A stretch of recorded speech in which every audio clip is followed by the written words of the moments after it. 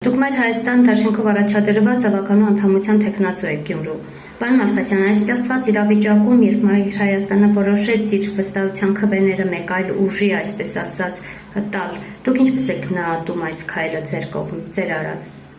Երևի դուք տեղյակ չեք, որ մենք հենց ընտրությունների սկզբից հայտարարություն էինք արել մեր սկզբունքների մասին, որ մեր մինիմալ խնդիրը ՔՊ-ի իշխանազրկումն է, մաքսիմումը քաղաքի իշխանությունը վերցնելն է։ Համատեքստում մենք ասել էինք, կոչ էինք արել նաև մյուս քաղաքական ուժերին, որ ով ընդդիմությունից ավելի շատ ձայն հավաքի եւ 51 պլյուս չձևավորվի բնականաբար, քաղաքական ուժը պետք է իր ձայնը տա առավելագույն քվե հավաքած քաղաքական ուժի։ Հիմա այդ կլինենք մենք, կլիներ Մարտուն Գրիգորյանը, Ռուբեն Մխիթարյանը, թե Վարդան Ղուկասյանը, արդեն էական չէ։ Այսինքն քարոզարշավի ընթացքում դուք մարդկանց ասել եք, որ մենք ձեր ցայները կտանք այլ անձի, այդպես այլ ուժի։ Մենք քարոզարշավի ընթացքում ասել ենք, որ Մայր Հայաստանի հիմնական խնդիրը ՔՊ-ին իշխանազրկելն ու քաղաքում իշխանություն վերցնելն է։ Եթե ձևավորվի այնպիսի իրավիճակ, որ որևէ ընդդիմադիր ուժ ստանա առավելագույնը, բայց 51 չձևավորի,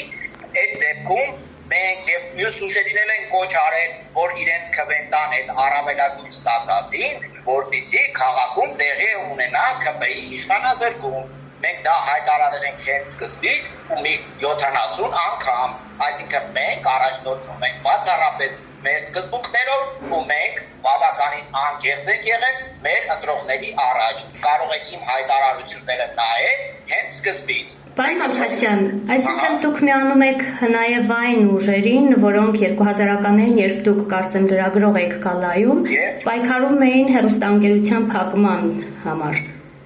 Սկզբունքային է սա։ Սկզբունք ես միշտ դատապարտել եմ նման քաղաքականությունը, ով ուզում է լինի, ես այդ ժամանակ հայտնել եմ իմ դիրքորոշումը, այդ դիրքորոշումը բացառապես փոփոխություն չի կրել, ու ես համարում եմ, որ լրատվամիջոց փակելը, մամուլի լրագրողների հետևից ընկնելը, իրենց լկտի համար պահելը տարապես դատապարտել է, ինչը տեսանք մենք Կիրակի օրը ՔՊ-ի արդեն նախկին պատգամավորի կողմից։ Պարոն Ալխասյան, դուք որպես տղամարդ գուցե եւ հայր, ճիշտ ասած, ես չգիտեմ,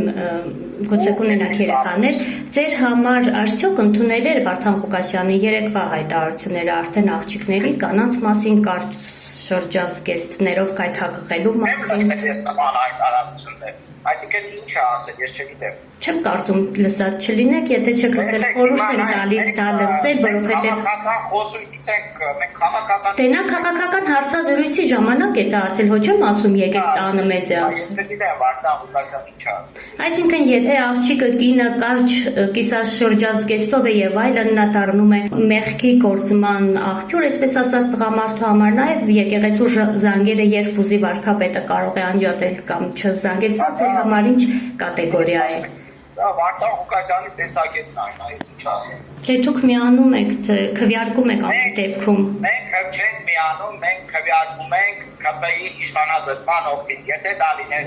անգամ Ռուբեն Մխիթարյանը, Մարտուն Գրիգորյանը, մենք մեր սկզբունքներից չէինք հրաժարվելու, մենք բավականին անկեղծ ու մաքուր ենք եղել մեր ընտրողների առաջ, հիմա բարձ ճակատ կարող ենք հայտարարել այդ մասին։ Դուք կարող եք իմ հարցազրույցները, իմ հայտարարությունները նաև Մայր Հայաստանի նայել 15 օր առաջվա, 20 օր առաջվա ու տեսնել, որ մենք բավականին անկեղծ ու մաքուր ենք մեր ընտրողի առաջ։